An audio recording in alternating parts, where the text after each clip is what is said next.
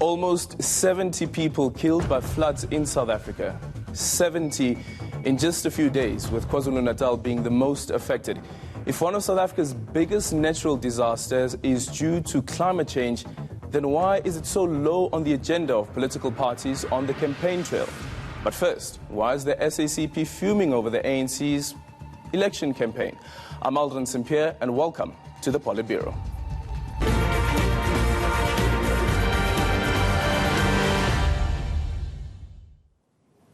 With only 10 days left before the country goes to the polls, campaigning is the primary focus of the tripatite alliance, which is led by the ANC. But at least one partner of the tripatite alliance, the SACP, which has been hard at work with campaigning, had expressed concerns about the calibre of names on the ANC's list to go to Parliament as well as the provincial legislatures. The ANC didn't amend the list. How much does the SACP have a role to play in this relationship? We are joined in studio by Jacob Mamabulo, the SACP's Gauteng Provincial Secretary. Thank you so much for joining us this morning. Good morning. Why are you not happy with this, with the campaign? Firstly. Well, firstly, let me just convey good words to the people of our country for 25 years of democracy celebrations.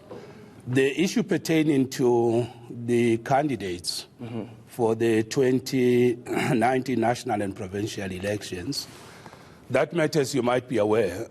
Even the ANC itself, COSATU, and the entire alliance have raised concerns about these issues. You might also be aware that the matter apparently will also be attended to post the elections. The most important issue for us as the SACP is that in the context of the principle of what we have raised as a reconfiguration of the alliance, which means an alliance that will be able to put the caliber of cadres that will help our country to deal with the challenges that it faces, particularly the issues of corporate capture of the state, on which we have made qualitative progress. It does obviously raise concerns to the people of our country about if we have got candidates whose names have been found allegedly to be on the wrong side of ethical and moral leadership. How does that impact the positive sentiment and hope that we've already built, that we are attending to this issue? Who are those people? Well, these are matters that are on record, and I think in a forum like this, because remember, these are just allegations, the IC has dismissed them, and I think these matters are in the public space, and it wouldn't be good to repeat them here. But I think those I think, don't you think that you at least owe the electorate that, as the SACP, to say that these are the people that we have a concern with? Well, as I'm saying to you, these matters have been well ventilated. Some of those names even went to the IEC, and the IEC has dealt with those issues. And as I'm saying to you... And the IEC is saying that actually they meet all the criteria to be on those lists. Yes. Remember that the profound principle on matters such as this one is that we shouldn't only just be seen to be dealing with these matters, but we should actually deal with them. The reality of the matter is that there are concerns expressed both within the alliance, ANC, COSATU, and all of us. So the fact that the IEC has said, in terms of its strict requirements, the people should be allowed to participate in the elections, does not necessarily mean, in terms of the broader context of are we affirming or building strong public confidence about being seen to be dealing with these issues, is not actually the same. So the criteria that the IEC looks at and what we as a revolutionary movement should be looking at to build confidence amongst our people may not necessarily be the truth. The ANC had argued before that those people are actually on the list because it's the branches of the ANC that wants them there. Absolutely, that's true, but you'll also agree that that does not necessarily mean if branches have forwarded the names, we don't have a responsibility as the alliance to attend to these issues in such a way that we restore the confidence in our people. Because remember, the issue of corporate capture of the state, the issues that are coming out at the Zondo Commission, and the way this issue is such a big matter in the country, it is very much important that as the alliance and, of course, the African National Congress itself, that we do everything possible to restore the confidence that state organs in our country will not be subjected to the same challenges that we experienced prior to the setting up of the commission. It almost sounds that it's an internal thing with the alliance, having concerns around the people who are on the list. And of course, there are names that have been bandied about, including the likes of Minister Batabile Dlamini, Nomvula Mokonyane, and former Minister Malusi Kika. But when you go on the campaign trail, when you go into the door-to-door campaigns, do people really say that they are worried that those people are on the list? Remember that the African National Congress and the rest of the alliance partners are not just dealing with internal matters. We are a revolutionary movement that leads the rest of society to make sure that we build a country envisioned by the Constitution. Mm-hmm.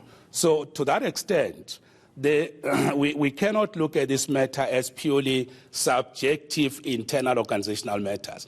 These are matters that are critical for our people, for organs of the state. But the question is, when you go on the campaign trail, do people say we are concerned that you have these particular people on the list? Yeah, I was coming to that point. I was just indicating that this is not an internal alliance matter. It's a matter that has got to deal with a whole range of issues that affect our country. On the ground, the sentiment of the people says, in what we call the post-ANC 54th Conference Nazareth period, the sentiment on the ground is that there's good progress and real demonstration that the entire alliance had actually taken up this issue of dealing with corruption, maladministration, and corporate capture of the state, and the people are happy with what they are seeing as qualitative change and shifts. And that is why you are seeing a very positive mood that's very overwhelming, and that's purely because the people on the ground are saying, at least now, compared to period before the NC conference, we are seeing good progress to address issues of corruption, corporate capture of the state, and the changes that are being made within law enforcement agencies. And this is what the people are appreciating and welcoming on the ground. Secondly, the issue of the ANC's Integrity Commission itself, which has also looked at these issues, are things that people are appreciating. You're not answering the question. When you go on the campaign trail, do people say that we are concerned that you have Malusi Kigaba, that you have Batabile Dlamini, that you have Nomvula Mokonyane on the list? I thought I'd clarify the point, but let me emphasize the point I'm making, that, yes, when we go to the ground, people are saying we had concerns about issues of corruption and, of course, what we're seeing as leaders of our movement involved in allegations of corruption and all that. But I'm saying to you, the sentiment has changed from being concerned about this list of people that are facing allegations of corruption and so on and so on, to we are now seeing positive changes. We are seeing progress. It means state organs of our government will not... You're still not answering the question. Has anyone at the campaign trail told the SACP at least that we are concerned that you have these names on the list? We can see that there's this positive change. We can see that the new dawn is here. They're embracing the new dawn. But have they actually said that we have a problem with these people being on the list?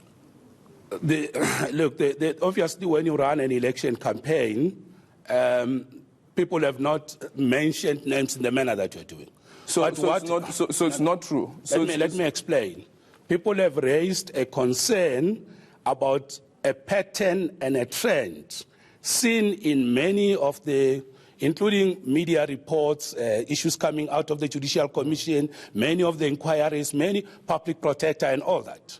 Those issues are well in the public space, and people are aware of those issues. But going to specific individual names, I think if that's what you are looking for, I think that will be taking the matter too far. But in the election campaign... But that's what you're looking for. That's what you have a concern with. Although you don't want to mention the names, that is what you have a concern with. Yes. That there are people on the list who you believe shouldn't be there because of integrity. They may meet the criteria of the ICC to qualify to be on the list. Yes, but the point I'm making to you is this, is that it doesn't serve any purpose to insist on a point that clearly would have not arisen insofar as it relates to individual names. Why do you think those there is- individual names are still there? Sorry? Why do you think those names are still there? Okay, the names are still there because, firstly, remember that these are allegations. Okay?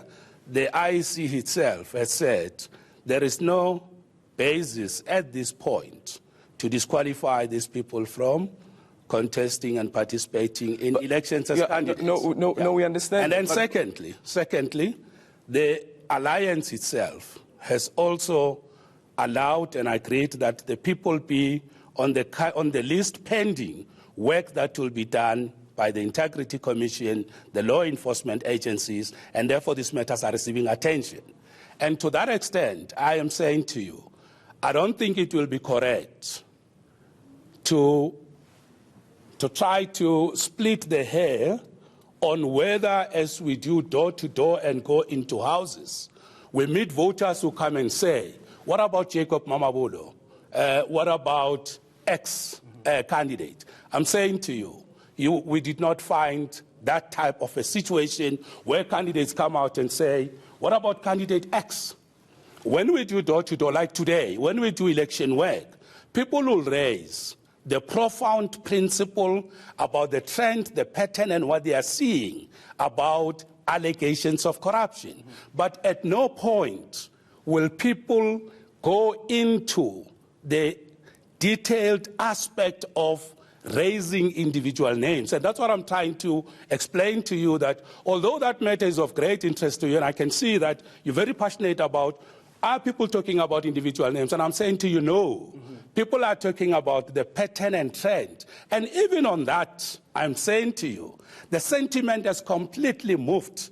And that sentiment has shifted to, whilst we are concerned, and of course we're concerned about these issues, but we are seeing tangible progress. We are seeing qualitative shifts. We are seeing willingness, courage, determination to address this issue. So I think what I would invite you to is to appreciate that the sentiment has shifted. These matters are receiving attention, and we are very much happy with how this issue is being dealt with. You have made your point. Thank you so much. And thanks for recognizing that. Thank you for joining us, Jacob Mamabule, the Secretary General of the ANC here. The Secretary of the SACP here in the province.